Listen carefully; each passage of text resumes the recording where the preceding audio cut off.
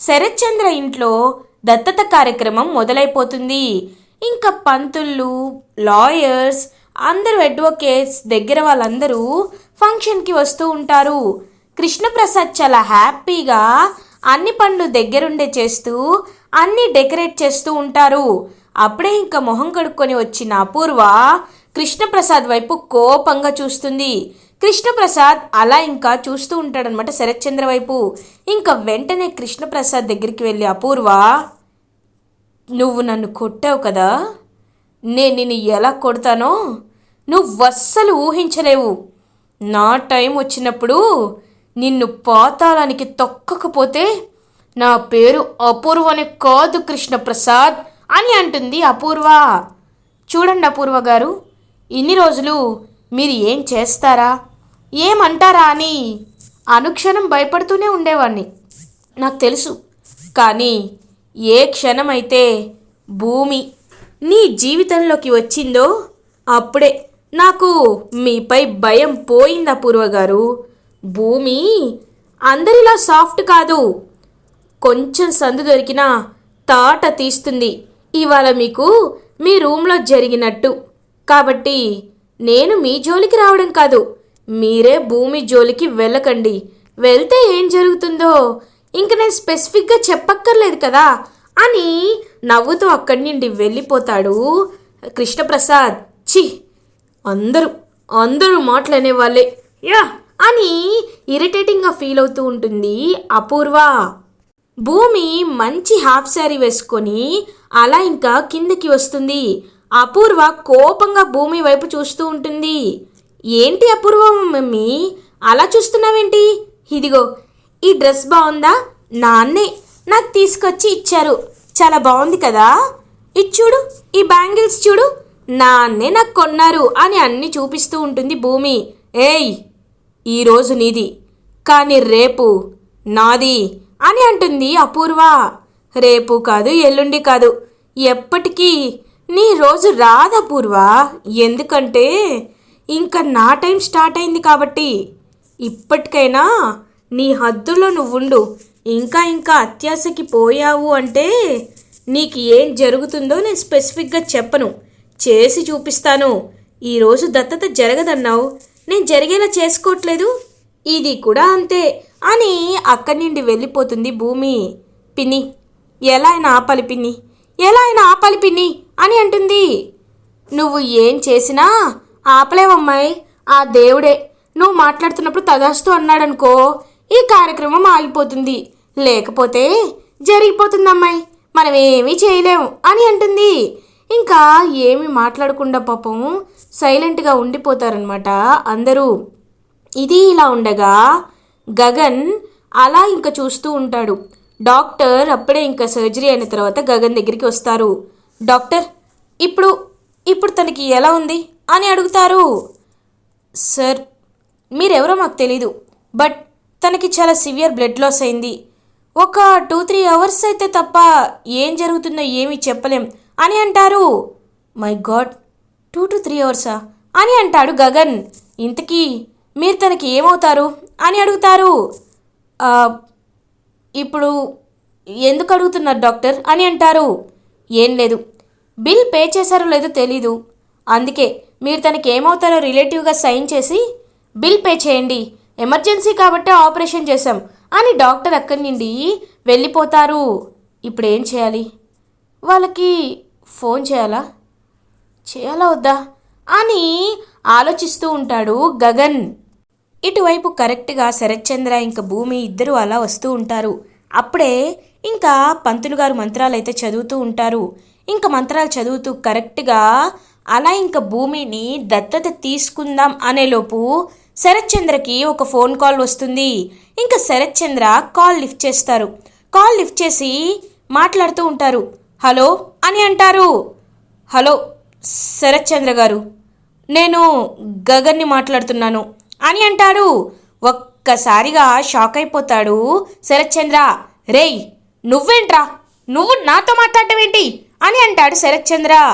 చూడండి, మీతో ఒక ముఖ్యమైన విషయం చెప్పాలనే కాల్ చేశాను. మీ అమ్మాయి నక్షత్ర హాస్పిటల్లో ఉంది అని చెప్తాడు గగన్. ఒక్కసారిగా షాక్ అయిపోతాడు శరత్చంద్ర. ఇంక వెంటనే కూర్చున్నవాడల్లా పైకి లేచి షాక్లో ఉండిపోతాడు. ఇంకా ఒక్కసారిగా భూమి షాక్ అయిపోతుంది. అపూర్వ హమ్మయ్యా అని అనుకుంటుంది. కానీ వీళ్ళందరూ మాత్రం అలా చూస్తూ ఉంటారు. ఎక్కడ, ఏ హాస్పిటల్లో అని అడుగుతాడు. ఈ జీ హాస్పిటల్లో ఉందని చెప్పి పేరు చెప్తాడు. ఇంకా వెంటనే శరత్చంద్ర అయితే బయలుదేరుతాడు. నాన్న నాన్న అని అంటుంది. నాకు తెలుసు ఎలా అయినా ఇది ఆగిపోతుంది అని హ్యాపీగా ఫీల్ అవుతుందనమాట తను అపూర్వ. కానీ వెంటనే ఇంకా శరత్చంద్ర దగ్గరికి వచ్చి బావా ఏమైంది బావా, ఏమైంది బావా అని అడుగుతుంది. చూడు అపూర్వ, మన మన నక్షత్ర హాస్పిటల్లో ఉందంట. తను తను గాయాలతో ఉందంట, ప్రాణాపాయ స్థితిలో ఉందంట. మనం వెంటనే వెళ్ళాలి అని అంటాడు. వెంటనే శరత్చంద్ర అయ్యో ఇప్పుడే వెళ్దాం బావా, రా వెళ్దామని చెప్పి ఇంకా అందరూ కారులో బయలుదేరుతారు. అలా వెనక్కి తిరిగి అపూర్వ తన వైపు భూమి వైపు చూస్తూ, చూసావా, నువ్వు ఎన్ననుకున్నా ఇది జరగదు. ఎందుకంటే దేవుడు నిన్ను దత్తత తీసుకోవడానికి ఇష్టం లేదు కాబట్టి. ఈ విషయం నువ్వు గుర్తుపెట్టుకుంటే చాలా బాగుంటుంది అని ఇంకా అక్కడి నుండి వెళ్ళిపోతుందనమాట అపూర్వ. అయినా ఈ నక్షత్రకి ఏమైంది అని ఆలోచిస్తూ ఇంకా వెంటనే నక్షత్ర దగ్గరికి వెళ్తుంది భూమి కూడా. ఇది ఇలా ఉండగా గగన్ ఇంకా నక్షత్ర వైపు చూస్తూ ఉంటాడు. నక్షత్ర కళ్ళు తెరిచి బావా అని అంటుంది. వెంటనే గగన్ నీకేమైనా పిచ్చా, ఆర్ యు మ్యాడ్ అని అడుగుతాడు. అవును బావా, నువ్వంటే నాకు పిచ్చి అని అంటుంది. ఇంకా వెంటనే అలా గగన్ చాలా కోపంగా చూస్తుంటే ఇంకా వెంటనే ఈ శరత్చంద్ర వాళ్ళ ఫ్యామిలీ హాస్పిటల్కి వస్తారు. హాస్పిటల్కి వచ్చి ఎక్కడా నక్షత్ర ఎక్కడా, రేయ్ ఏంట్రా నా నక్షత్ర నువ్వు జాయిన్ చేయడం ఏంటి అని అడుగుతారు. హలో శరత్చంద్ర గారు, ముందు వెనక చూసుకొని తెలుసుకొని మాట్లాడండి. నేను ఒక చిన్న పనిపై హాస్పిటల్కి వచ్చాను. అప్పుడే తన్ని స్ట్రెచర్లో తీసుకువెళ్ళడం చూశాను. అందుకే తెలిసిన అమ్మాయే కదా అని మీకు ఇన్ఫామ్ చేశాను. అంతే తప్ప నాకు ఇంకేమీ తెలీదు అని పాపం వాళ్ళ ఫ్రెండ్ చెప్పినట్టు అబద్ధం చెప్తాడనమాట గగన్. ఇంకా అలా నక్షత్ర అయితే కళ్ళు తెరిచి వాళ్ళ డాడీ వైపు చూస్తూ ఉంటుంది. అమ్మా నక్షత్ర, ఏంటమ్మా ఇది, నీకు యాక్సిడెంట్ అవ్వడం ఏంటి అని అంటారు. ఇంకా నక్షత్ర అలా గగన్ వైపు చూస్తూ ఉంటుంది. అప్పుడే గోరింటాకు పిన్ని, నాకు తెలుసమ్మాయి, ఇదిగో ఈ గగన్ గాడే ఏదో చేస్తుంటాడు అని అంటుంది. ఒక్కసారిగా అపూర్వ అందరూ షాక్ అయిపోతారు. గగన్ గాడు చేయడం ఏంటి అని అడుగుతాడు. అవును, నిన్న అమ్మాయి గగన్ దగ్గరికి వెళ్ళిందని చెప్పారు కదా అని అంటుంది గోరింటాకు పిన్ని. ఒక్కసారిగా షాక్ అయిపోతాడు శరత్చంద్ర. ఏంటి, ఈ ఈ గగన్ దగ్గరికి నక్షత్ర వెళ్ళిందా? ఏమంటున్నారు అత్తయ్య? అపూర్వ, ఆవిడ చెప్పింది నిజమేనా అని అడుగుతాడు. ఇంక వెంటనే పిన్ని అని కోపంగా చూస్తుంది. అయ్యో ఇదేంటి ఇలా అనేశాను, కంగారులో నిజం చెప్పేశాను, ఇప్పుడు ఎలా కవర్ చేయాలి అని ఆలోచిస్తూ ఉంటుంది. బావా, పిన్ని అప్పుడప్పుడు ఇలాగే మాట్లాడుతుంది. అదేమీ లేదు బావా, అయినా ఈ గగన్ దగ్గరికి మన నక్షత్రం ఎందుకు వెళ్తుంది కదమ్మా? నక్షత్ర, అసలు ఏం జరిగిందమ్మా, ఏం జరిగింది అని సైగ చేస్తూ ఉంటుంది అపూర్వ. డాడీ, అలా ఏం జరగలేదు డాడీ, నేను ఎక్కడికి వెళ్ళలేదు, దారి తప్పి వస్తుంటే యాక్సిడెంట్ అయింది అంతే అని అబద్ధం చెప్పేస్తుంది నక్షత్ర. చూడు, డ్రైవ్ చేసేటప్పుడు జాగ్రత్తగా ఉండాలని, సీట్ బెల్ట్ పెట్టుకోవాలని నీకెన్నిసార్లు చెప్పాను నక్షత్ర, ఎంత కంగారు పడ్డానో తెలుసా అని అంటారు శరత్చంద్ర. లేదులేండి డాడ్, నేను ఇప్పుడప్పుడే ఏమీ చనిపోను, ఎందుకంటే నా ప్రాణం ఒకరి దగ్గరుంది అని మనసులో అనుకుంటుంది. అలా ఇంకా నక్షత్ర ఇంకా గగన్ ఇదంతా దూరం నుండి చూస్తూ ఉంటాడు. శరత్చంద్ర గగన్ వైపు చూస్తూ గగన్ దగ్గరికి వస్తాడు. గగన్ ఇంకా అలా అప్పుడే వెళ్ళిపోబోతూ ఉంటాడు. ఆగు అని అంటాడు. గగన్ వెనక్కి తిరిగి చూస్తాడు. చూడు, నువ్వు నాకు శత్రువువైనా నా కూతురు ఇక్కడ ఉందనే విషయం చెప్పావు కాబట్టి నిన్ను థ్యాంక్స్ చెప్తున్నాను. అలా అని నెత్తినెక్కాలని చూడొద్దు అని అంటాడు శరత్చంద్ర.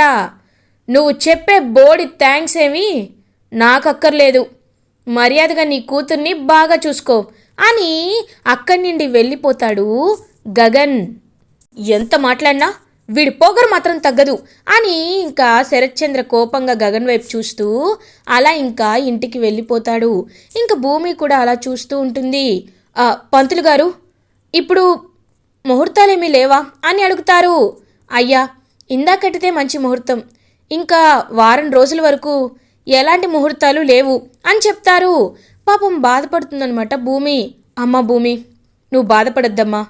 అయినా నిన్న నువ్వే అన్నావు కదమ్మా, నువ్వు దత్తత తీసుకుంటేనే నా కూతురివి కాదని. నువ్వు ఎంతైనా నాకు దేవుడిచ్చిన కూతురివమ్మా, దేవుడిచ్చిన కూతురివి అని పాపం ప్రేమగా చూస్తూ ఉంటారనమాట. అలా భూమి వైపు, నాన్న ఇప్పుడు నేను చెప్తున్నాను, నాకు దత్తతేమీ వద్దు నాన్న. మీరు నన్ను నమ్ముతున్నారు, నేను చెప్పినట్లు చేయండి చాలు. నాన్న, శోభాచంద్ర అమ్మది ఎలాంటి కోరికో నీకు తెలుసు కదా నాన్న. తను భరతనాట్యం కళని అభివృద్ధి చేయాలని, కళల్ని కళాకారుల్ని ఎలా అయినా పెంపొందించాలని, నాట్య మండపాలు కట్టాలని, పేదవాళ్ళకి సహాయం చేయాలని, తను నేర్చుకున్న కళని 10 మందికి నేర్పించాలని ఎంతో ఎంతో ఆశపడ్డారు. ఆ కళని నేను నెరవేర్చాలి అనుకుంటున్నాను. అందుకే ఒక డ్యాన్స్ ఇన్స్టిట్యూషన్ని ఈ ఇంట్లోనే పెట్టాలి అనుకుంటున్నాను. మీరు దానికి సహాయం చేస్తారా అని అడుగుతుంది భూమి. అమ్మా, నువ్వు అలా అంటే నేను కాదని ఎలా అంటానమ్మా? నా శోభ డ్యాన్స్ని ఎంతో మురిసిపోతూ చూసేవాణ్ణి. అలాంటిది ఇప్పుడు మళ్ళీ నువ్వు ఆ స్థానంలోకి వస్తానంటే నేనెందుకు కాదంటాను? ఖచ్చితంగా కృష్ణప్రసాద్ ఈ ఏర్పాట్లలో ఉండు, సరేనా? చూడమ్మా, నీకు ఎంత డబ్బు ఖర్చైనా పర్లేదు, ఒక మంచి డ్యాన్స్ స్కూల్ని మన టెర్రస్ పైన లేకపోతే మన బాల్కనీలోనే పెట్టుకో, నో ప్రాబ్లం, సరేనా? అపూర్వ అని అంటారు. ఇంకా అపూర్వ అలా చూస్తూ ఉంటుంది. చూడపూర్వ, నువ్వు ఎంతలా భూమిని ద్వేషిస్తున్నావో నాకు అర్థమైంది. భూమి నా కూతురు, నువ్వు కూతురు అనుకున్నా అనుకోకపోయినా తను నా కూతురు. ఇంకొకసారి తనపై బురద జల్లాలని ప్రయత్నించావో నేను ఊరుకోను. మళ్ళీ తనకి ఎలాంటి అడ్డంకి కలగకూడదు, సరేనా? చూడమ్మా, నువ్వు హ్యాపీగా ఉండు అని ఇంక అక్కడి నుండి వెళ్ళిపోతారు శరత్చంద్ర. భూమి చాలా హ్యాపీగా ఫీల్ అవుతుంది. ఇది ఇలా ఉండగా గగన్ ఇంటికి వచ్చేస్తాడు. ఇంకా గగన్ స్ట్రెస్ ఫ్రీగా కాస్త పాపం కొంచెం టెన్షన్ పడుతూ కొంచెం స్ట్రెస్డ్గా ఉంటాడు. ఏమైంది గగన్, ఎందుకు అలా ఉన్నావు అని అడుగుతారు శారదా. ఏం చెప్పమంటావమ్మా, ఆ నక్షత్ర ఉందే, తను ఎప్పుడు నన్ను ప్రశాంతంగా ఉండనివ్వదు అని నిజం చెప్తాడు. ఒక్కసారిగా నక్షత్ర అలా సూసైడ్ చేసుకోబోయిందని విని షాక్ అయిపోతాడనమాట. శారదా, ఏంటి తను అలా చేసిందా? కానీ నువ్వు తన్ని ప్రేమించట్లేదా అని అడుగుతారు శారదా. లేదు, నేను ప్రేమించట్లేదమ్మా, నేనెందుకు ప్రేమించాలి అని ఇంక అక్కడి నుండి వెళ్ళిపోతాడనమాట. అలా గగన్ తన రూమ్లోకి వెళ్ళగానే గగన్కి ఫోన్ కాల్ వస్తుంది. మళ్ళీ తనే. ఈసారి చెప్తాను. హలో, ఎవరు నువ్వు? ఏంటి ఫోన్ చేసి ఐ లవ్ యూ చెప్తావేంటి? నీకు నేను ఎలా కనబడుతున్నాను అని అడుగుతాడు గగన్. మీరు నాకు చాలా అందంగా, నా కళ్ళకి చాలా చక్కగా కనబడుతున్నారు అని అంటుంది భూమి. ఏయ్, నేను అలా అడగలేదు. అసలు ఇంతకీ ఎవరు నువ్వు? ఎక్కడ ఉంటావు? ఏం చేస్తూ ఉంటావు? నువ్వు నన్ను ఎప్పుడు కలిసావు? నాకు ఇది తెలియాలి అని అంటాడు గగన్. అన్నీ మెల్లమెల్లగా తెలుసుకోవచ్చు, కానీ నేను మిమ్మల్ని గగన్ బాస్ అని పిలుస్తున్నాను. మరి మీరు నన్ను ఏమని పిలుస్తారు అని అడుగుతారు. పరిచయం లేని వాళ్ళని నేను ఏమీ పిలవను అని అంటాడు గగన్. అదేంటి, పరిచయం లేదని ఎలా అనుకుంటారు? నేను మీకు బాగా తెలుసు అని అంటుంది భూమి. తెలుసా? ఎలా? ఎక్కడా అని అడుగుతాడు. చెప్తాను వినండి. సరిగ్గా 25 సంవత్సరాల క్రితం ఒక గాలిపటాన్ని ఎగరవేస్తూ ఒక చిన్న పిల్లాడు ఆడుకుంటున్నాడు. అప్పుడు ఆ పిల్లాడికి ఒక గజ్జెల చప్పుడు వినపడింది. వెంటనే వెళ్ళి చూసేసరికి ఒక టెడ్డీ బియర్లో ఒక పాప ఉంది. ఆ పాపని చూసి ఆ బాబు చాలా హ్యాపీగా ఫీల్ అయ్యాడు అని అంటుంది భూమి. ఒక్కసారిగా గగన్ షాక్లో ఉండిపోతాడు. మువ్వా అని అంటాడు. ఇంక భూమి చాలా హ్యాపీగా ఫీల్ అవుతుంది. అవును, నేను మీ మువ్వనే అని అంటుంది భూమి. అయితే నేను నిన్ను వెంటనే చూడాలి, నిన్ను కలవాలి. నీ గురించి నేను ఎప్పటి నుండో ఎదురు చూస్తున్నాను. ఎక్కడుంటావు నువ్వు అని అడుగుతారు. కంగారు పడకండి. ఎందుకు కంగారు పడుతున్నారు? మెల్లగా మన పరిచయం స్టార్ట్ అవుతుంది. మీరే నన్ను కాపాడారని, మీరు లేకపోతే ఆ రోజు నేను చనిపోయేదాన్నని తెలుసుకొని మీపై నాకు చాలా అభిమానం పెరిగింది. అందుకే మీరు కూడా నాపై ఇంకా గుర్తుందన్నా లేదా అభిమానం ఉందా లేదా అని తెలుసుకోవడానికే ఇదంతా చేస్తున్నాను. ఇప్పటి నుండి మళ్ళీ మన ప్రేమ ప్రయాణం స్టార్ట్ అవుతుంది అని హ్యాపీగా చెప్తుంది భూమి. ఇంకా అలా ప్రేమగా చూస్తూ ఉంటాడు గగన్. ఇలా ఎపిసోడ్ ఎండ్ అవుతుంది. ఫర్దర్ ఎపిసోడ్ రివ్యూస్ ముందుగా మీకు కావాలి అనుకుంటే మా ఛానల్ని సబ్స్క్రైబ్ చేసుకోండి. Thanks for watching.